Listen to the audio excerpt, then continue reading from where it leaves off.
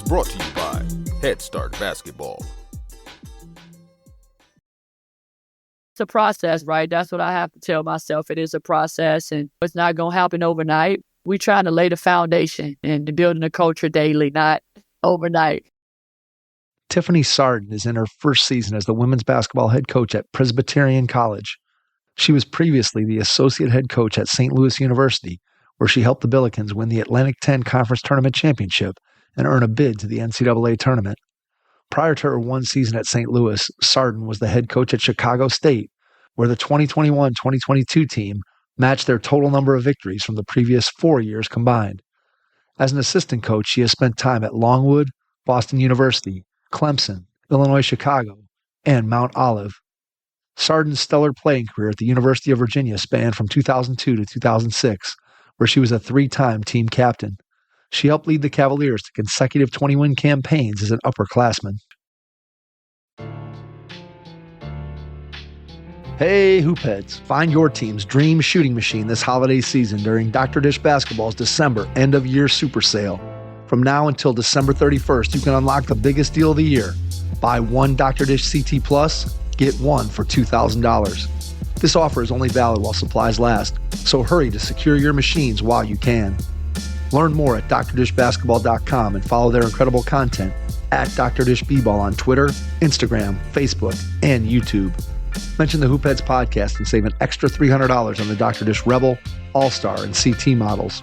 Those are some great deals, Hoopheads. Get your Dr. Dish shooting machine today. Hi, this is Phil White, author of The Leader's Mind, and you're listening to the Hoopheads podcast. Prepare like the pros with the all-new Fast Draw and Fast Scout. Fast Draw has been the #1 play diagramming software for coaches for years. You'll quickly see why Fast Model Sports has the most compelling and intuitive basketball software out there. For a limited time, Fast Model is offering Hoopheads listeners 15% off Fast Draw and Fast Scout. Just use the code HHP15 at checkout to grab your discount, and you'll be on your way to more efficient game prep and improved communication with your team. Fast Model also has new coaching content every week on its blog, plus play and drill diagrams on its Playbank. Check out the links in the show notes for more. Fast Model Sports is the best in basketball. Please take some notes as you listen to this episode with Tiffany Sardin, women's basketball head coach at Presbyterian College. Hello and welcome to the Hoopheads podcast. It's Mike Clemson here without my co-host Jason Suckle tonight, but I am pleased to be joined by Tiffany Sardin, head women's basketball coach at Presbyterian College. Tiffany, welcome to the Hoopheads pod. Yeah. Hey, Mike. Thank you for having me. I'm happy to be here for sure. Thrilled to have you on. Looking forward to diving into all of the things that you've been able to do throughout your basketball journey. Let's start by going back in time to when you were a kid. Tell me a little bit about how you got introduced to the game. What are some of your earliest memories of basketball? Yeah. So, you know me, I'm born and raised Chicago girl. So all I know is Michael Jordan, Scottie Pippen. So grew up around, just hearing everything Bulls, Chicago Bulls. But my brothers play basketball, and how I truthfully was introduced is because I used to go with my brother to his basketball games, and he was playing small fry. It was a league that he was in. It was only for guys at a certain height, and, I couldn't join in because it was all guys, and I just fell in love with it. I was watching him, and I just kept going back every day. Every time he had a game or practice, I would go, and his coach would be okay with me riding along, the only girl there.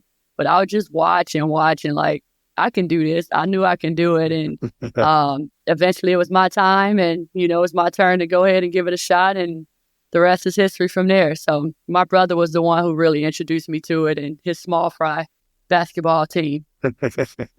As you got into the game more, how did you go about improving, getting better? What did you do in terms of working on your game, whether it was by yourself or playing pickup games? And how'd you improve once you started taking the game more seriously?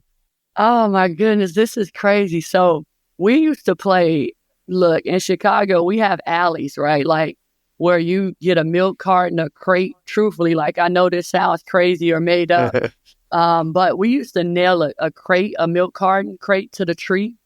and we used to go at it. So like you had to have really good aim, right? Like you had to really get the ball, that basketball inside that crate that we drilled the hole in and out, so the ball can come through the crate, drop straight down. So really playing in the alley is really where it got started, truthfully, for me to get my game together. The toughness part of it, just playing with the guys, being able to, you sliding across rocks and all type of stuff out there. And then we were able to go indoor. And I started out playing co-ed with majority of guys. It might have been me and one other girl on our elementary school, middle school team. And it really went from there. And I had a coach who just stayed after it with me. Come on, you can shoot extra. You can do this extra. Everything was just all about just extra. He seemed so invested in me getting better, regardless of, me being a girl. And although it was a majority guys, but I was able to hold my own. He felt like at a really early age, and it went from there. So it was just constantly like we stayed in the gym. That's all we knew. And that's all we truthfully wanted to do, is either we were inside or we were outside in the alley on the crate.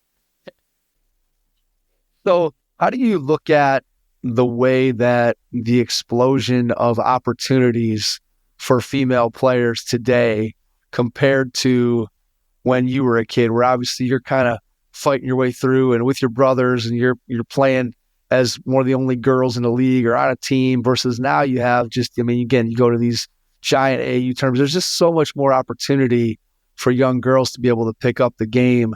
How do you look at that in terms of the way you grew up in the game versus the way that the players that you're coaching grew up in the game? It's obviously very different. So just maybe talk a little bit about your experience versus theirs, if that makes any sense.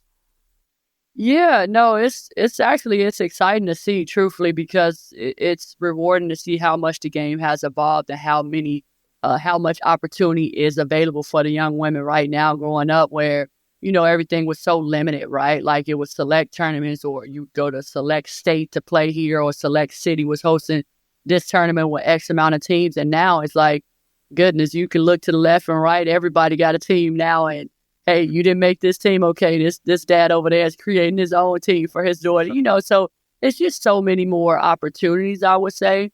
But also for me, growing up, it was very competitive. It's still competitive right now on a different level, but it was only one city championship, where now it's like multiple city champions now. And it was one state champion, and now, it's multiple everything. So you really had to compete and be your best on every night to really get that, feel that recognition of like your team, your school is absolutely the best school in the state, not only just the city, but just the state in itself. But I think it's great, the amount of opportunities that's presented to the young women today, because it's true. It's almost like it's no excuse, right? Like, okay, you didn't make that team, so okay, go prove yourself on another team. So just the amount of opportunities and the different, the way the training has evolved and all those cool things that's happening, although I'm kind of old school, so just stick with the fundamentals and basics. It's truly how I see it. That doesn't mean I don't like the flashy stuff and all that, but that just wasn't my game. It didn't work for me, and I learned to see how it can work now for the young women that I'm coaching, and just picking their brains on how does the moves and exciting, cool, flashy things that they do now, how we can apply it to the game within the team game and organized basketball. So, but yeah, no, it's been good. Obviously I'm super happy to see the growth of the game, and just, again, you can't say enough about how much, opportunities is out there for young women today. No question about that. What's your favorite memory of being a high school basketball player? Oh man. Ooh. It's so many. So I went to two different high schools, and I was fortunate to play varsity as a freshman. And I was at the same high school with my brothers. I started out the same high school with my brothers and my cousins. So it was always that name we had to uphold, so everybody knew who a Sardin was. So it was like, oh, she's the younger Sardin. She's the girl Sardin. And so it was like pressure in itself there, but it was also like, okay, I can, create my own, identity and things as well. But my favorite memory probably was winning the city championship and going downstate. it was special because I played for a legendary coach. She's the all-time winningest coach, Dorothy Gators, in the state of Illinois. She's in the Hall of Fame up in Tennessee and all that. So it was really special playing for her because she truthfully was preparing all of us for what was next. And I mean, it was on a different level. So I would say that winning the city championship and just being around folks who absolutely, felt like truthfully invested in you and wanted, you to go out and be your best. They weren't going to let you slack by no means. I'm talking about it was war. You felt like it was war every day for sure. Tell me a little bit about your eventual college recruitment. Did you know from the time you were little that you wanted to play college basketball, or was that something that as you moved along and got closer to that becoming a reality, you started to look around and say, I'm going to have this opportunity? Just tell me a little bit of how that recruitment went for you. Yeah, so I did. I always thought like, okay, I can play basketball. I can go on to the next level because I was around a lot of really good high school basketball players. Cappy Poindexters were one of my teammates. Tootie Reed, Brittany Jones, like a lot of those players went on to play at the highest level and at some, P5 high level schools. And just watching them and playing alongside them, I knew I had what it takes because I was training with them daily and everything. And, I think the circle of folks that was around me were certainly pushing me that way. And also it was opportunity, right? For me, I knew my mom wasn't going to be able to afford for me to go to school. I would be staying local if that was the case. But, I knew it would be an opportunity that presented itself for me if I worked hard enough for it, and which it certainly did. But, yeah, I always thought like I knew I can play at the next level. I really did. And I had aspiration. And that's how I worked, Mike. I worked like that every day. And it was just like, I mean, eat, sleep, school, basketball, and it just repeat. It was all on repeat. Truthfully, it was. It was like, my mom could always find us out playing basketball somewhere, and same thing with our coaches. Like we stayed in the gym. But yeah, I absolutely knew that, I wanted to play at the highest level in college basketball. And some of the schools that, that I was like, for me, it wasn't so much about, okay, you're going to go to Tennessee and all that. Like my teammates, I did have teammates that was being recruited by those folks as well. And them coming to watch my teammates, they were watching me as well. And I received some interest. I remember getting, this is so crazy. I remember getting a written letter from UConn. And I'm like, okay. But I never knew, like, oh my God, this is the UConn, right? That we see it as today. I was always like, I loved Virginia for whatever reason. I had a teammate who went to Virginia, but I did really love Virginia. It was players like Skylar Root there that I was like, my game kind of similar to hers a little bit. So just watching the game and, U of I, it was so many different schools on the table, but, the connection felt more genuine and pure. It felt so right at choosing Virginia. Going into college, did you have any idea of what you eventually wanted to do as a quote unquote real job? Were you thinking about coaching at all at that point? Or were you like most 18-year-olds where you're just like, I'm playing basketball and going to school and we'll see what happens, like most college freshmen probably are? Yeah, so I went into school, right, Mike, thinking like I'm going to be a physical therapist. Until they put me in them science classes and them different classes, I'm like, hold on. Wait, this is just, okay. I know I wanted to coach. I always knew that because I really admired my high school coach and just what she did and how she served us on a daily. And it was like, that's inspiration. Like I can do that. I certainly had something inside of me that I always knew, like I wanted to coach, but I also wanted to play too. And I wasn't so adamant on, I got to go to the WNBA. I just said I just want to play professional. And for me, it worked out for me having an opportunity to go and play over in Europe, which was great for me. But it was just, I always knew like, okay, I want to coach. And even when I was in Europe, I was like, I was kind of setting myself up a little bit, talking to a few people, made a few connections. And coming out of college, I actually did that So You Want to Be a Coach program. I'm not sure if you're familiar with that. But Coach Ryan signed me up for it, and I did it, although I knew I was going to still go and play overseas. But was able to make some connections through there. And after I decided that, hey, I might be ready to go into coaching, yeah, I got a little coaching stint, and then I'm like, no, I still got some more left in me. I want to go back and play. So I went and played again. Couple years. I did maybe 2 or 3 years back overseas, and then I'm like, went through a few injuries, and I'm like, no, I think I'm ready to coach. I'm ready to get in it and see what it's like and everything. And goodness, it was everything I didn't think of for sure going into it, but it's been great. It's been great for sure. All right, before we jump into coaching, give me your craziest overseas basketball story. What's the wildest thing that you experienced that you're willing to share on a podcast? Let's put it that way. Yes. So I was with the club, and in Europe, Mike, everything is stick shift.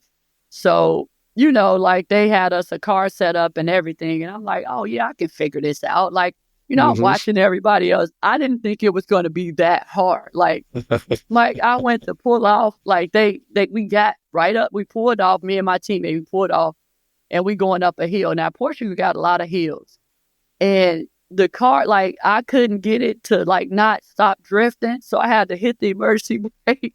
And I'm like, I called my coach, like, somebody please come and help us. Like, we're not moving because we're going to tear this island up if I let the emergency brake go. So I had to stay on emergency brake, and thank God one of my teammates knew she was in the area, and somebody came and helped us, and they took the car, and I'm like, forget it. Just give me a driver from here on out. Like, I don't want to do it. It was like traumatizing because you couldn't tell me I wasn't about to tear that island up.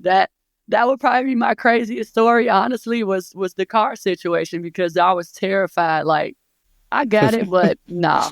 How that car was drifting back, I'm like, we about to die. Like, it's over.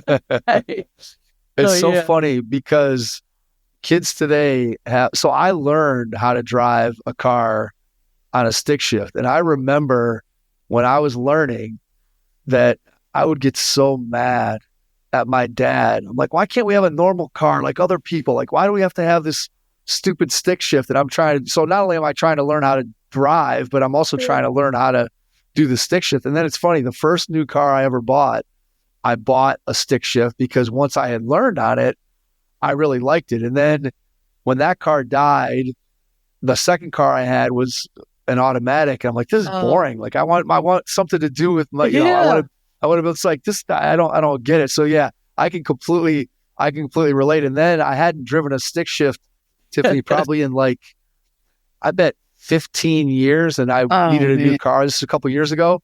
And so I just went and was test driving some used cars.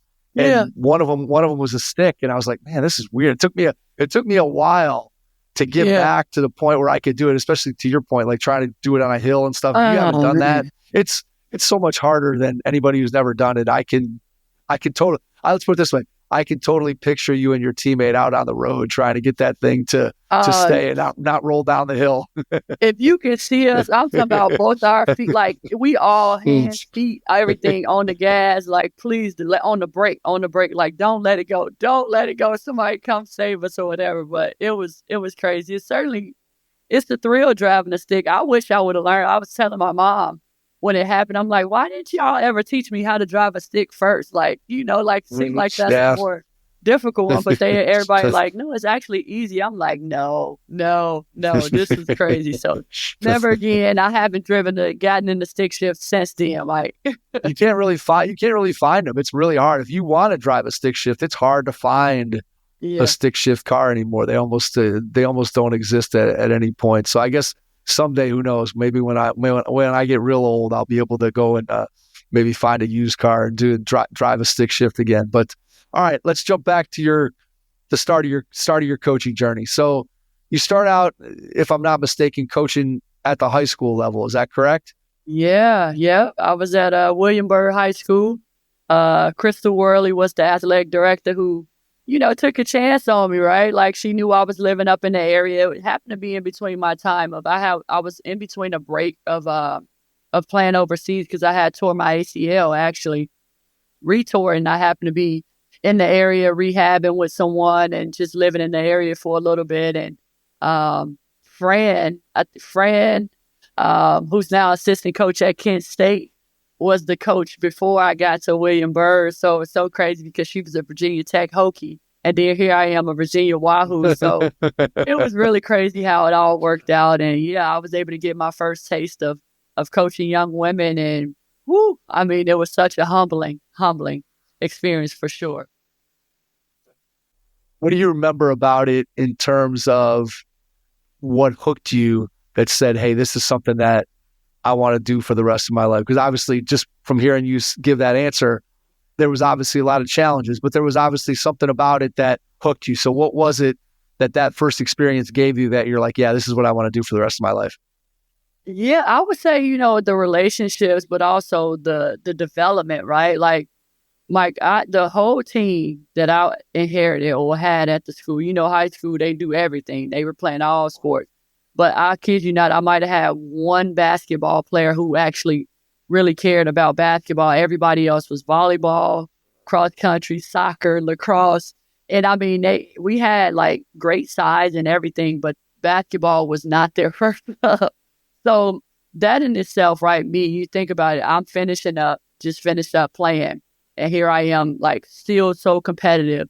And this is my first opportunity trying to teach some young women, like, you should be able to make a layup. Like, come on, you right there at the rim. You like 6'4" and everything. And they like, no, we don't know how to do that. Like, pass and all this, all the fundamentals. I had to, really, it humbled me, truthfully, like I said. And being patient, my patience grew on a whole nother level of like, wow, like, but also it was so rewarding, right? Because the young women that I was coaching, truthfully, I like to think that they really prepared me for where I'm at right now because, again, group of young women from all different backgrounds, different sports. And again, basketball was the least for them. But also they wanted to come together to get, to grow relationships, to build friendships, but also to be developed, not just as, basketball players, but just well-rounded young women. And I really felt the connection with that because I do stand, that is something I truthfully believe in, helping young women really develop, not just on the floor, but off the floor. And these young women were just, they were sponges too. They were, I was learning too. Like I didn't know a whole lot. So they were just going with whatever I gave them, right? And I think I kind of developed the phrase, even when you feel like it ain't right, still be confident in it, right? Like it'll see you through. But no, they certainly, took a liking to me as well. And they helped me grow as a young coach. And, I'm hopeful that I helped them grow as young women as well. And they all seem to enjoy basketball in the end of it and had a lot of funny stories. And still to this day, some of them shoot little crazy messages on Facebook or whatever, like reminiscing on some funny stories. I'm like, oh, I don't remember that. I don't remember doing that. So, but yeah. Yeah, it is when you look back and think about the start of your coaching career and then how far you've come as a coach. I always say to people that I remember my very first practice, I was a JV boys basketball coach, and I walked into my first practice and did my first drill. And within the first 5 minutes, I was like, oh my God, I just saw 500 things that they did wrong that I want to try and fix. And how am I going to possibly fix this? Right. And I was a kid, Tiffany, who I never really once thought about coaching when I was playing. Like I completely thought about the game as a player. I never really had thought about it as a coach. And so when I became a coach, I was, I think, probably pretty arrogant, thinking that being a good player was going to make me a good coach. And obviously we know that those two things aren't directly correlated, that you obviously have to put some time in as a coach to be able to understand what it takes to do that job well. And I just didn't understand that. And I think it's something that all young coaches go through, I think, to some degree, right? Because until you do it, you don't really know what it's all about or what it takes. And to your point, I think when you look back on some of those early memories, you look back on them fondly, and you also look at it and say, wow, I've come a long way from where I started. Were you thinking at that time that high school coaching was going to be where you were going to end up, or did you always have designs on moving on to the college level, or just what was your mindset at that point as you were getting started? Yeah, I was definitely like, to be very, I was like, absolutely not. I know this is not the level for me because like I was too serious. Like I was still so serious about it, right? Like I really, I was still competitive. Like I still was getting out there. I was even practicing with them, and I'm like, I wasn't talking trash to them. That's just not the nature of my game. But it was still like, like the intensity for me, it was like, I got to find a balance and, tone it down, but also understanding that they're just doing this for fun, right? Like they are doing this to build their friendships, their relationship with their classmates. And you know what? If we get one or two of these young women out of the 30 women that's here, we okay. We are okay, because guess what? We came in it was maybe a possible that was a basketball player. So no, I knew very quickly that, you know what?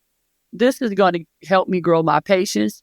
And if I do okay with this and I come out of here and I'm like, feeling like, yes, I want to coach, I know it has to be at the college level. That's what I was telling myself. And, obviously talking to my college coaches too, like, no, I think I'm ready for the next thing, right? Like I'm definitely ready for an older group, more serious group of young women.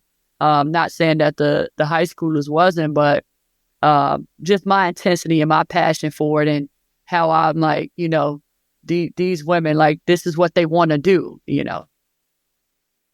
Well, how did you go about breaking into the college ranks? And you start out at Mount Olive, but who did you know? Who did you talk to? How do you get that opportunity? Yeah, I'm still trying to think how I connected with Coach Lee, because Wendy Lee, who's still over there to this day, like, oh my goodness, she literally gave me a huge chance. And I mean, she knew, like, no experience, but I'm talking about somebody who just, it's like throwing your point guard in the fire when they have no clue of what's going on and everything. And she literally did that. I'm talking about, Mike, at that level, you like, I call them 10-and-1s, because you might drive the van, you got to do the laundry, you gonna do the credit card receipts, at that time, we had the little recording where you gotta, stop it, press it, pause and all yep. that. So I was doing a lot of different things, but I was like so excited about it, right? Like I wasn't above any of that. I'm like, this is great, because truthfully, this was going to help me if I want to continue to go further from here, right? Like the next thing was going to Division I, but I wasn't thinking that at the time. I'm like, I really want to be where my feet are planted, and I want to do a heck of a job for Wendy Lee, because, she took a chance on me, and, I'm forever grateful for that. But it was fun. It was a lot of fun. And it's so crazy you bring that up, because I actually saw a few of my players that was at Mount Olive. They came to the Davidson game, and we were laughing, reminiscing about, they like, remember when it was your first time coaching, and, you got out there, you were busting out, all this funny stuff. Right, and I'm right. Yeah, it was a lot of fun. So, no, I definitely knew right when I got to Mount Olive, I'm like, yeah, this is the level, or this is the group of, young women who I want to be around for sure, a coach. How valuable was that experience at Mount Olive when you talk about, as you said, all of the different things that you got to have your hands on? Because that's one of the interesting things that when we've talked to different coaches on the podcast, obviously people start their career at different points and at different levels. And there's a lot of coaches that we've talked to that start out at a lower level, and then obviously the staff's not as big, right? So you have more responsibilities. You have to do all those things that you just described. You got to drive the van, you got to do the laundry, you got to do the credit card receipts, you got to mop the floors. There's all these different things that you have to do. And then conversely, there's other coaches who start maybe as a GA at the Division I level, where your responsibilities are more narrow. And there's pluses and minuses, obviously, to both. And again, career paths take all different kinds of directions. But just talk a little bit about how valuable getting all those different experiences were that first year, and how that's played into the rest of your career and helped you as you've progressed.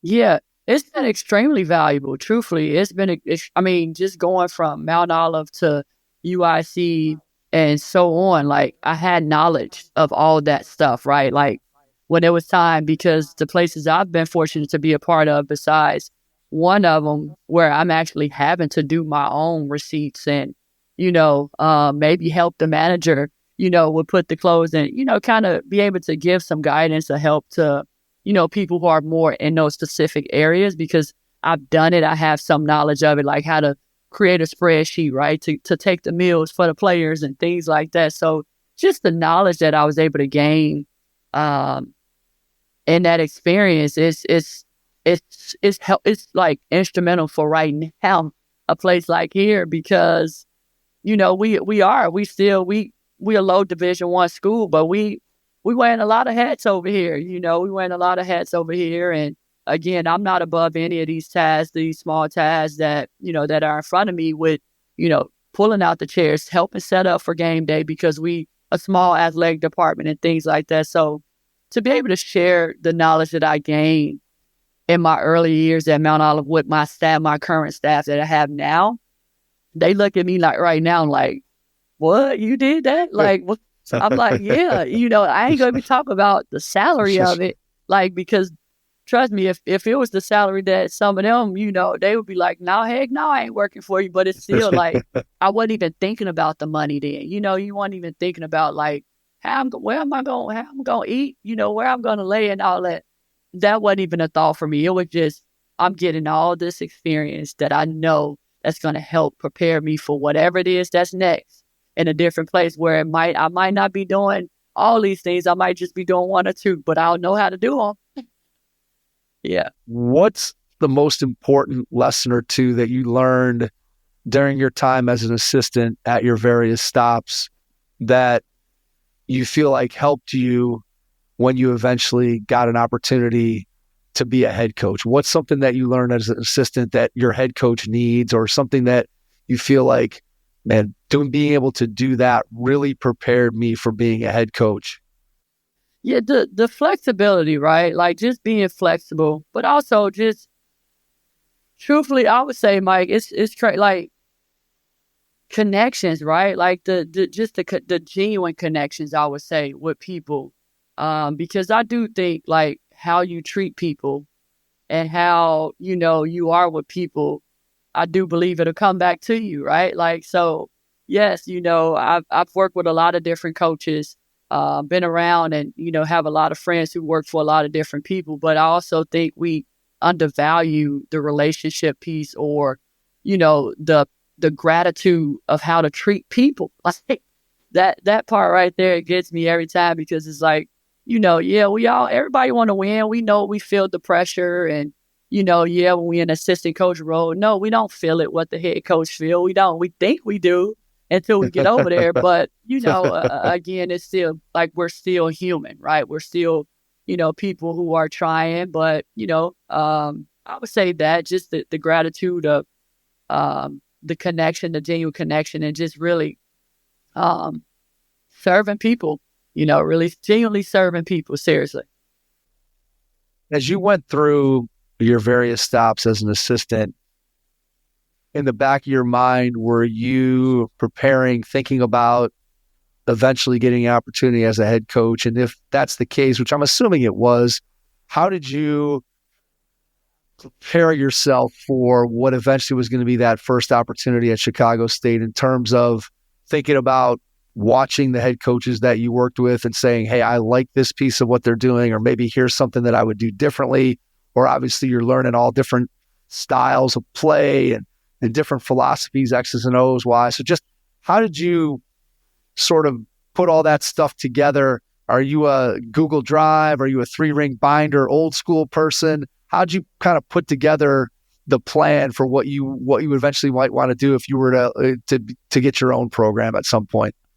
Yeah, look, you said it. I'm a little bit of all of that, Mike. Seriously, I have like binders where, like, when in my move to South Carolina, I'm like, is it time to throw that away? No, it's not. I need to get something out of it. But I also got the drive, the hard drive, and everything. But just also, I've been fortunate to really like talking to people. I feel like it's more power in just having them conversations with people, not just in the circle, but also outside the circle. And again, the coaches that I've been fortunate to work for and work with, they were, I would say in their own way, was kind of preparing me for this opportunity. And I would say Rebecca Tillett being one, we didn't even know each other when we started working with each other at Longwood. And she just put so much trust in me and gave me so much responsibility and taking care of some things where I'm like, we learning each other and everything, but she was tasking me with things that I'm like, hold on. And she would always use the phrase like, we're leading alongside each other. Like, stuff like that. And, she never was that person, that head coach that you felt like, oh, she's the head. It was always, it's a collective, shared leadership is what she would call it. And I'm like, wow, like she really, and she would say to me like, you're going to be doing this. And I'm like, oh no, like I'm okay. It's no rush for that. No rush for all that. Cause like just so many different changes, right? And how I, visualize myself doing things comparison to some of the people I've worked with. But still have taken a lot of things from them, how I do things now. But yeah, it was, I like to say they were just kind of slowly preparing me and putting me in different spots in different areas that truthfully at the moment, in the back of my head, I'm like, I eventually want to be a head coach. But when it comes, right? Like I wasn't out here like putting together a whole, portfolio on like, hey, I'm sending this to this person. I wasn't doing any of that, truthfully. Coaches, Game Changer is making your game film more valuable than ever. New this season to Game Changer, Film Room allows team staff to analyze full game videos, add comments to specific moments, and quickly share feedback with other coaches, team members, or families. The #1 youth sports app automatically skips downtime in the game film, condensing event video into active play so you can focus on the moments that matter. The best part? It's completely free for coaches.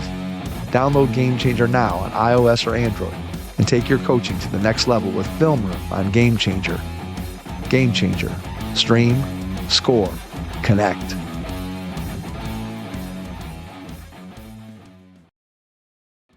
So the Chicago State opportunity, obviously, in your hometown is one that clearly was attractive to you.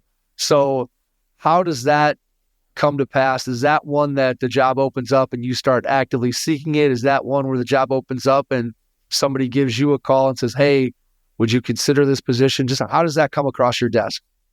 Yeah, someone did call. So that might have been the second time around that someone called and inquired about me. And the first time it was kind of like, oh no, absolutely not. It was one of those like not ready, first of all, but also like, hey, like, no, I wasn't ready to go home, but also go into that environment either. Certainly knew I wasn't prepared for that. And then the second time around, it's crazy because me and Elliot actually used to be at Clemson. Our paths crossed at Clemson. He was associate AD in compliance area, and I was obviously on the women's basketball side, but our paths crossed in.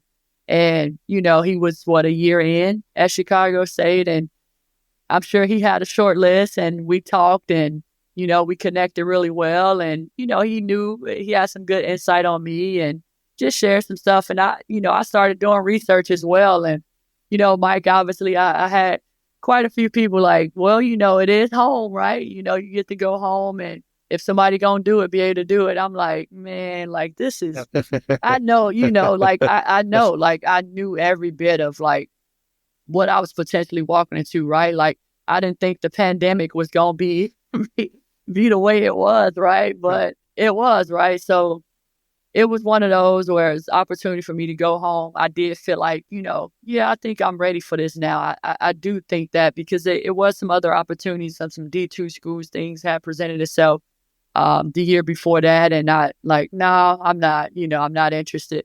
But this one, I genuinely felt like, okay, this could be it. I knew it was going to take some time. I knew that, but I didn't know it was going to be kind of feeling at the detriment of my health. Whereas like, woo, so everything everybody was saying was really, really it. But I still felt so in it, like when you in it, you just kind of lose like, okay, what they not seeing what I'm seeing. You see it completely different than everybody else, but you just want so bad for something just to, find some hope or have some hope there. And, it didn't work out, unfortunately. And, I am, things happen for a reason, super grateful for the opportunity that Elliot did give me there. And it was my decision to step away because I didn't see any light in the tunnel. And, I do think it was the right time for me to do that. And was bummed that I did leave those group of women that I did bring into there, but they also understood. I was very transparent and, how things were going. And I'm telling you, when I talk about all hands and everybody was in it, we were all in it. Just for me, it was just a little different feel than some of them, but they completely had my back. They understood it. And, then I went on from there. So after that, a year at St. Louis and then back to Presbyterian. So tell me about the year with St. Louis and how that, whether it changed your mentality, whether it prepared you for this opportunity, and then lead into how the Presbyterian job becomes available and the decision to go there. And then we'll start talking about building that program.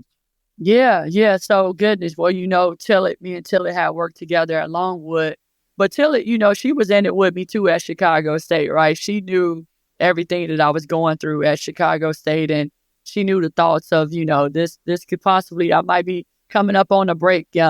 Just kind of, if I can rewind a little bit, I did have some, traumatic family experiences that happened when I lost my brother and my dad in back-to-back years.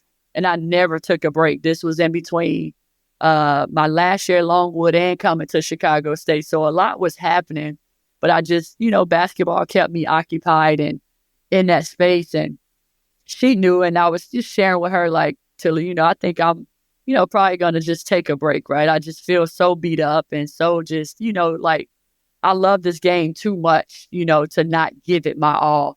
And she like, let's see if we can keep the fire going. I think you can come over here and help me do some special stuff. And I'm like, girl, you just won a championship. Like, you don't need my help, but we were so connected. And, we loved our working relationship that we had together. And, we go over there to St. Louis, and going into there, we didn't know, like, we didn't know it was gonna end the way it ended with the, winning champ in a good way for sure, right? Like, we just work. Tillit is someone who works extremely hard.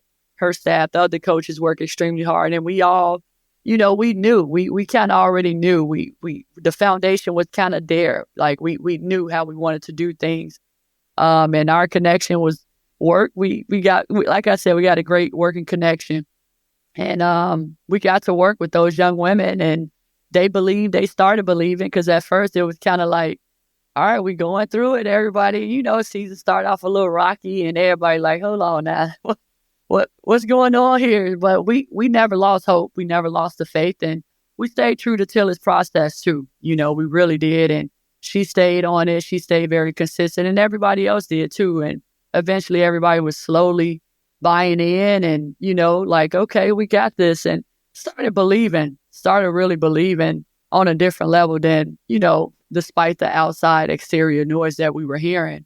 And we went on a run, and next thing you know, Mike, we look up, we up in playing Tennessee. We like, okay, this is going to be fun, but great experience, great opportunity for our women to experience that, the women at St. Louis for the first time. But, Tillit group, the young women that came with Tillit from Longwood, they had just experienced that, right? So they knew, right? Like, so it was a really good mix of just, the experience, the people who have won, had a taste of it. They wanted again, and to help the other group and help everybody else come along and experience that was so rewarding. And, I did take a little break after St. Louis. Tillit certainly, again, another break that she supported. But again, if you kind of listen to me a little bit on the front end, it was coming, because I certainly was going to take it before making a decision to go to St. Louis. But just really wanted to stick it out and see if I still had it in me. And I just, it was just a mental break, like really a mental break, but also to be there for my family, my mom and everything. And it was the best thing that possibly could happen, right, Mike? And, not a lot of people, would take a break, right? And take a break and then be fortunate enough to come back into this seat again, or had an opportunity to come into this seat. But I'm, super grateful for the people that supported me, especially my family. And even some of my mentors, I talk to them and sharing, hey, this is what I'm thinking. This is what I'm going to do. And, everybody, of course, like, you're so brave about this. But, I wholeheartedly stand it and felt it and thought it was the best thing and the right thing for me. And no regrets for sure. So during that time when you're taking that little break, are you reflecting on your experience as a first-time head coach and then thinking about, obviously you were in some difficult circumstances with COVID, which threw everybody for a loop in terms of that, whatever that experience was, it was not a normal experience. And so for somebody who's going through and being a head coach for the first time under those circumstances, I'm not sure how realistic that was in terms of what it's really like to be a head coach under normal circumstances. But just during that break, are you reflecting and thinking about, well, if I get another opportunity, maybe here's the way that I'm thinking, or here's what I might do differently, or here's what I thought went well? Just what was the process for you kind of thinking through that first experience and preparing yourself mentally for what would be your second opportunity as a head coach? Yeah, going through all that. So, I shared with you, keeping the binders and heavy journaling, right? And just talking. So in that break, I was still going. I went to watch Northwestern practice.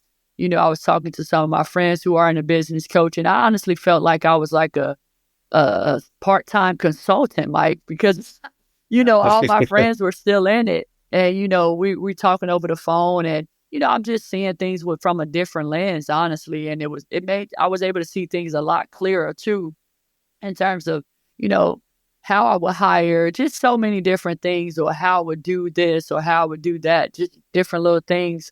But it's certainly like, I didn't like completely shut basketball off. DePaul, I was going to their game, got out to a practice or two and just really still talking to some people, some coaches who I enjoyed learning from.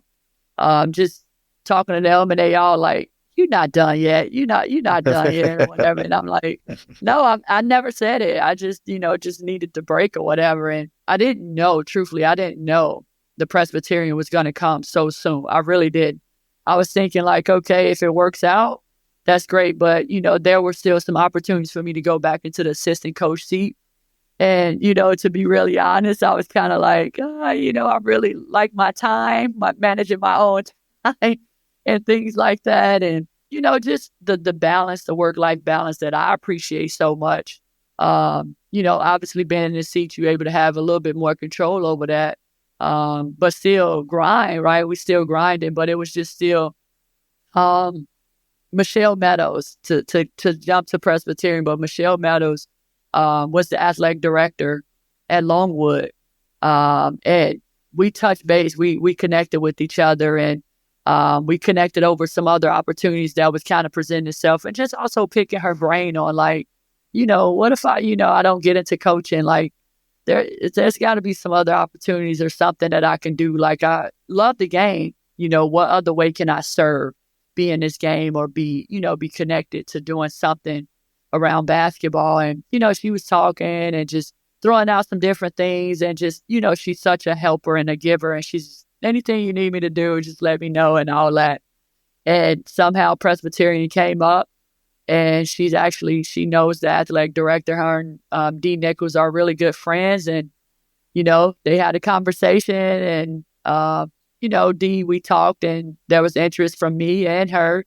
And I'm like, well, Presbyterian did just come off of, like, wow, Presbyterian just won the Big South and being in the league, know the league a little bit and feel like it is a league that you can have some success in doing things the right way and with the right pieces. And, once I had the opportunity to speak with Dee, it was like, okay, it went from, hey, she got a list of folks, right? So I wasn't thinking like, okay, this not going anywhere. I even talked to quite a few of my mentors, like, what you think of this, and they like, oh, okay, all right. But I honestly think, Mike, some of them thinking like, well, shit, Tim been off. Can I?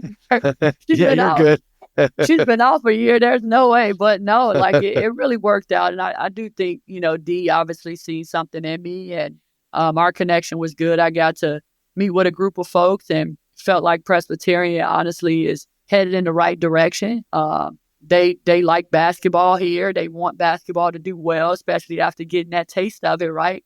going to the tournament and seeing how special it can be, not only for the college, but also the community, right? Like, Mike, I'm talking about my first day there, and I'm in a coffee shop or going Food Lion, one of them stores, and I'm literally thinking, I'm like, kind of, nobody know me or whatever, but right. stick out, like, oh, you the new coach, or I'm like, wow, so they are paying attention, right? Like, so that made me feel good too. Like, okay, maybe I do feel like I made the right decision. I'm in the right place where I'm supposed to be. And yeah, we on this roller coaster right now. We certainly on this track trying to get it going in the right direction for sure. Talk about putting together your staff. What's your process philosophy for putting together a great staff? Yeah, man, some of the people I thought, that I was going to be like, the pot didn't say that. So I had to, kind of look at some things that, I reached back to a few of my former players who are coaching too.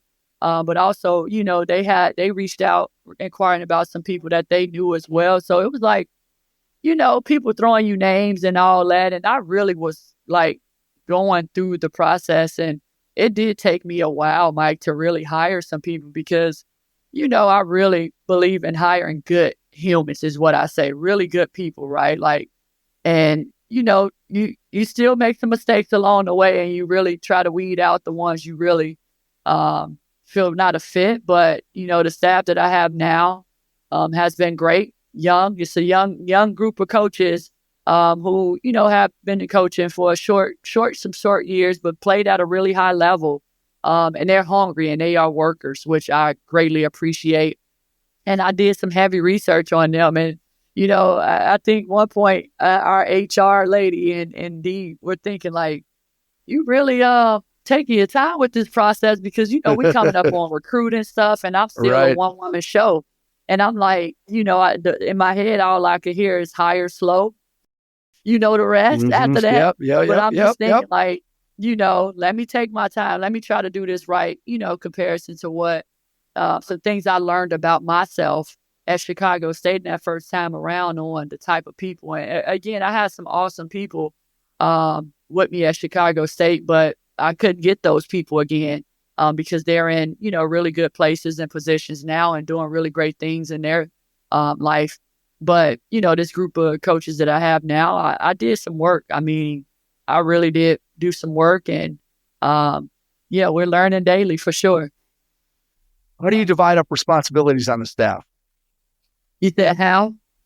Yeah, how do you divide it up? Do you go, hey, you got an offensive coordinator, defensive coordinators, or is it more everybody's got their hand in everything? Just how do you divvy up those responsibilities? I used to think like that, Mike. I used to that would be ideal for me. I'm not kidding. That would be so ideal. I would love to do that. But I think for right now, we got everybody kind of, growing their knowledge in a lot of different areas. But we do have some people I had these conversations, right? I hear their strength areas, their areas where they're really good. And I've already assessed that and see that. So I really task them in those areas, but I also challenge them in some areas where, I hear what they say they want to do and how they want to continue to grow. And I delegate that to them as well and helping them, right? And helping, hopefully being a good mentor to them. And, I'm not a hand holder. I can tell you that for sure. But also my staff know that, we got to do things the right way and hard, we got to work hard. But yeah, I certainly feel like our staff is gifted in a lot of different areas. We got Ivy Slaughter, who's played at a really high level, played at Florida State, young coach, who's just hungry to do a ton of different things. Like she was awesome. I'm hopeful I can keep her for as long as I can because she's just that good, Mike, honestly. And then we got Elise Kiplock, who's an international coach. She used to be over at Ferrum, but just a sponge and just know a lot of different things. But she's also so computer savvy and just have a lot of different ideas that, certainly going to help our program. And we got Dearness and Nick Baboshka. And some young coaches who, just really hungry, like to be in the gym. And, we talk about just sharing your gift, right? We ask it openly, even with our players. What is your gift? And share it, right? Like you can't be selfish and hold that gift in. You got to share your gift. So we talk heavy about that, but we also build upon it as well. So in addition, obviously, to your staff being extremely important when you come into a new program, I'm assuming one of the first things you have to do is sit down with the returning players. So what were those conversations like when you talk? Obviously, players who are in the program were recruited by a different head coach that they thought they were going to play for over the course of their career. And now you're coming in and having to sell them on your philosophy, sell them on you as a head coach. So what were those conversations like when you first get the job as you're talking to the returning players in the program? Yeah, look, I think first of all, I felt like they sized me up when I first came in the room. Like, where did she come from? Like, who is this or whatever? And it's crazy because some of my players, like, that they knew of or knew somebody that knew some of my players, like, I was getting a bunch of messages like, why some player from your school hit me up asking me about this or, all that and just different things. So I think it was a lot of nerves for sure in the beginning. And, hopefully it's still some healthy nerves still going on right now. But no, they were just kind of like, they were very curious, right? Because there they are thinking, we got some players who were injured when I came in here, Mike, and you know how that usually look when there's a change. So I'm talking to them, hearing them out as well, just as much as I want them to hear me out too. And I knew I needed to hit the ground running, but, we had honest conversations when we still have those conversations to this day of continuing to understand clear expectations, right? Standards of the program. But they were just very curious on, what's she going to do? Is she going to keep me? Like, how this is going to go, or who she's bringing in here? Because, right away in that first week, I was having, folks come on campus and they were helping me out too. The returners were awesome and like, hey, I can show you around because I'm still learning the campus too. So I'm going on a tour with them. And remember, I don't have a staff at all at this moment. So it was like all in, and it was on top of graduation. And they were getting ready to head out. They were finishing up final exams. So it was a lot going on in that short time. But, they were super helpful. Very, like I said, just very curious to who I am and how I want to do things. And, truthfully, why do I care? I think that's been the biggest thing for the returners. And like, she genuinely cared. I'm checking in on them and some of them kind of like, why did you mean to call me? I'm like, yeah, ain't I'm supposed to do that? But, they just, some of the things that they're getting from me now, they wasn't accustomed to. And that's not a bad thing. It's just how I do things and how I grow and build relationships is different than what they've experienced. And, I'm hopeful that it'll continue to go in the right direction, right? What was your planning process like this past summer, figuring out how you wanted to play in terms of, again, defensive, offensive philosophy, looking at your personnel? What did you do? How did you go about putting together the plan for this season in terms of how you wanted to play? Yeah, so I did have this whole vision, and it's just right now, it's just continuing to evolve, right? It's working itself out. But, I still want to play like, I do want to be an aggressive team. I want to get up and press. I want to play a little bit faster. I want to play more man to man, but mix it up and things like that. And it was just, finding those pieces, right? Because again, the returners that I did inherit, they were used to a different style of play, right? A more slow down pace, more zone type of style. And it worked for them. It really did work for them. So the whole summer, it was just, all you could hear a lot is pace, intensity, just different things. And going out and recruiting those players, right? Like, so I really did. I was trying to hit the portal, talking to some high school coaches. So I was able to get a pretty good mix of a healthy balance of high schoolers, transfers. And, I was fortunate to get a D1 transfer, but, I certainly wanted more, I wanted more. And, but yeah, I wasn't opposed to, finding the best talent at that moment. I really wasn't. And obviously in the mix that we have, but, the style that I want to play, I'm still standing in it. I do want to play that way. And, we'll continue to keep recruiting to that for sure. And, it's a process, right? That's what I have to tell myself. It is a process, and, it's not going to happen overnight, but just, we trying to lay the foundation and building a culture daily, not overnight. So, yeah. Tell me about your practice planning process day to day. So when you have a practice today and then you're going to come back tomorrow and have another practice, in between those two, how do you put together your practice plan? Do you sit down and do it yourself, then share it with your assistants? Are you doing it in a meeting with your assistants? You're all talking about it. Just what's the process for putting together a practice plan?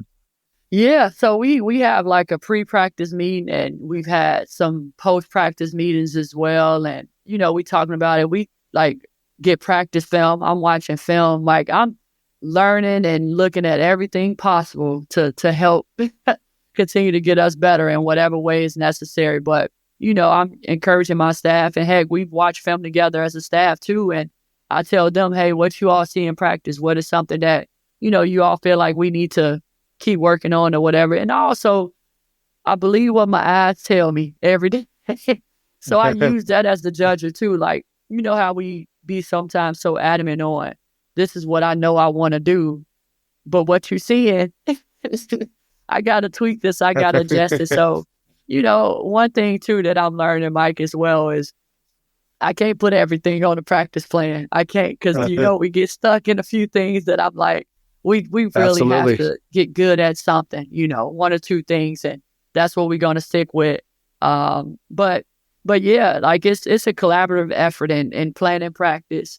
And shared thoughts from them, even talking with the players too, right, on, areas that they want to keep developing, and areas for sure that we, visibly see that's an emergency improvement right there. Like, we got to get better. We got to put the work in on that right away. So, but yeah, my staff is pretty heavy involved, and it's not just all me. And yeah, I really try to, again, like Tilla taught me, is shared leadership, shared thoughts, collaborative thoughts. And I want to hear everybody's, right. And again, we pretty open and understanding, like, yeah, I want everybody to feel comfortable in speaking. And, they lead the drill, some of the drills too. I ask them for some of the ideas. Say, okay, be prepared. You're going to teach it, and I have some young coaches who kind of like, wait, I can show you or whatever. And I'm like, no, like, you can show me. I'll give you some feedback if I need to, but be prepared to show it to our women, and, helping them get that opportunity and that experience as well. And they seem to be doing well with it. And, although the nerves, but they're getting better every day for sure. That's such a good point. And it's one, I think, that obviously in your years as an assistant that you appreciated, right? Your head coaches, when they gave you those opportunities to take those responsibilities. And yet, just when you're describing your assistants as being nervous when they have to take over something, I remember when I was coaching and I was in a high school varsity assistant, and there'd be times where, and I don't even know if my head coach did it on purpose even to this day, but there'd be times where all of a sudden he'd be like, I got to make a phone call. I'll be right back. And he'd go to the coach's office. He's like, you take this next drill. And at the time, I didn't necessarily think of it as he was putting that responsibility in my hands to help me become a better coach. I just thought, he's got it, whatever. He's ducking out to make a phone call, or who knows what he's doing.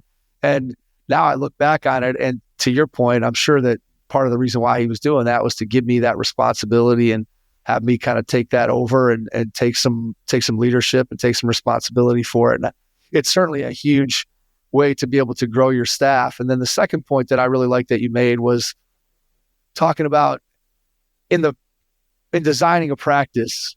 We all know that when you look at your team, you can come up with a myriad of things that you want to work on a daily basis. And yet, very well that you can't accomplish all those things in a 90-minute or 120-minute practice. It's just impossible. And so to be able to sort of drill down into, okay, well, this practice, we need to focus on these one or two things and get really good at those. I think that's a great point. And I think it's something that especially young coaches sometimes have difficulty narrowing down and figuring out, okay, what do I need to really hone in on? Because if I don't, I'm just going to be so scattershot that we're going to end up doing a whole lot of everything and not really accomplishing a whole lot of anything at the same time. So I think that focus to me is really important.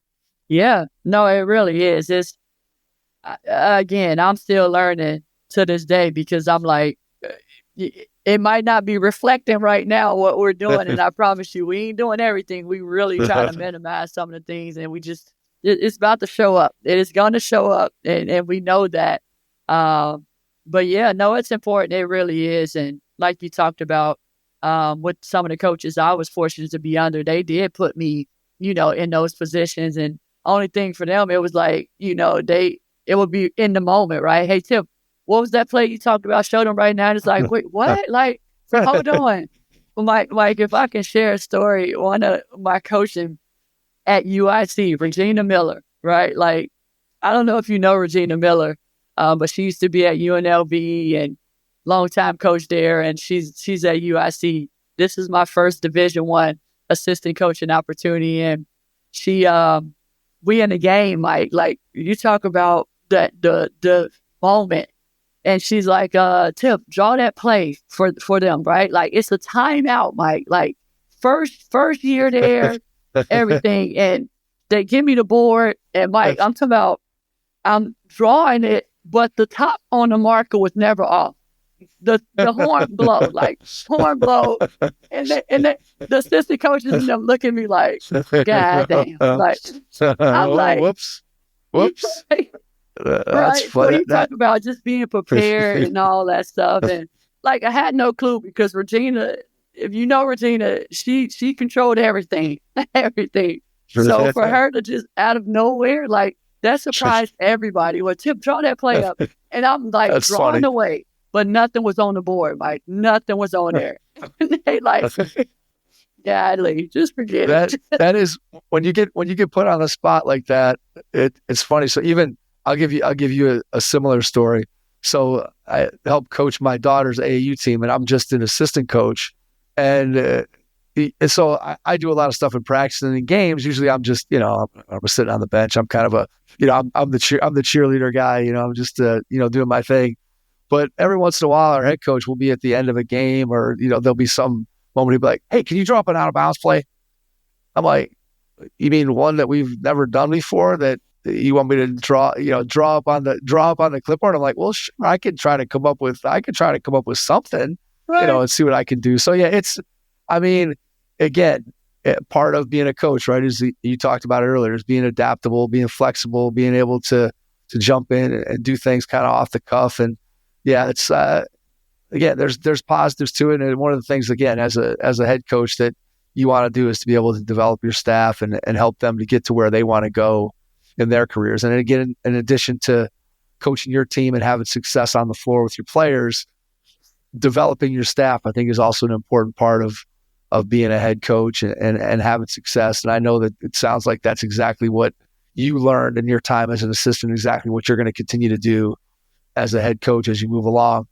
Before we wrap up, I'm going to ask you a final 2-part question here. And I think It's probably a good point to get to this, because again, where you are in your first season right now, and as we're recording this, it's I guess it's 1:05 a.m. on December the 5th. So here's the 2-part question. Part 1 is, when you look ahead over the next year, what do you see as being your biggest challenge? And then the second part of the question is, when you think about what you get to do every day, and obviously you've had a lot of different experiences and you had your break where you stepped away from the game, what brings you the most joy? So your biggest challenge and then your biggest joy. Yeah, the biggest challenge, goodness, I would say the biggest challenge, Mike, probably is we haven't quite been in the NIL space yet. Like, we're building a collective. Like, it just kind of rolled out this year, maybe a month or two ago, and we're starting to grow that. But I do know that we're in that space now, right? We in that space, and the type of players that I wish to recruit to PC and would love to, have a opportunity to coach. These are the type of players who might be looking for that, right? Like, so I see that being somewhat of a challenge, right? And being able to, keep up with that, right? Like keep up with it, because we are a small school. We're in a small town, and, decently resourced institution, but it's also, we're continuing to grow. We have to continue to grow and evolve to keep up, from a competitive standpoint, not just within our league, but just, other competitors, right? Like I find myself in some battles with recruiting some kids that are in the getting heavily recruited by the CAA, right? And it's like, I believe, we can get those kids, but I know that they're able to offer, some things that we got to maybe, expedite a little bit more. So that piece, I would say. And the other part is, I just realize, again, the most rewarding part for me has been able to just kind of step back and come back in it and see things from a different lens of just everything is not a crisis, right? It's really not. And just be able to appreciate the small victories and almost celebrate them like it's the championship, right? And just not taking those small opportunities for granted. And, my family too, right? Like my family is really happy for me. And, my brother has already been out here to support me, and they watching and everything. And they just, they see how excited I am to be back coaching and everything. And they just like, whatever you need us to do, like we the cheerleaders, we got to suit up, or what else is it? But again, just really not taking these opportunities for granted, and just really maximizing the time that I have and the opportunity that's in front of me, and just trying to do my absolute best in it. Makes sense. Totally well said. Before we finish up, I want to give you a chance to share how people can reach out to you, find out more about your program, whether you want to share email, website, social media, whatever you feel comfortable with. And then after you do that, I'll jump back in and wrap things up. Yeah, no, you can reach out to me via email, tsardin@presby.edu. Also, you can find me on Instagram. I finally gave in. I know some of my players and just my friends will talk crazy about me, but not on Twitter yet, but I'll be back on there. But I'm on Instagram at Coach Tiffs with the S at the end of it. And yeah, follow Blue Hose Women's Basketball, Blue Hose WBB on Instagram and Twitter. But no, super grateful, and thank you so much, Mike, for this opportunity. Absolutely. Tiffany, cannot thank you enough for being flexible, for staying up late, and for sharing your time tonight. Really appreciate that. And to everyone out there, thanks for listening, and we will catch you on our next episode. Thanks. Your first impression is everything when applying for a new coaching job. A professional coaching portfolio is the tool that highlights your coaching achievements and philosophies, and most of all, helps separate you and your abilities from the other applicants. The Coaching Portfolio Guide is an instructional, membership-based website that helps you develop a personalized portfolio. Each section of the Portfolio Guide provides detailed instructions on how to organize your portfolio in a professional manner. The guide also provides sample documents for each section of your portfolio that you can copy, modify, and add to your personal portfolio. As a Hoopheads Pod listener, you can get your Coaching Portfolio Guide for just $25. Visit coachingportfolioguide.com/hoopheads to learn more. Thanks for listening to the Hoopheads podcast, presented by Head Start Basketball.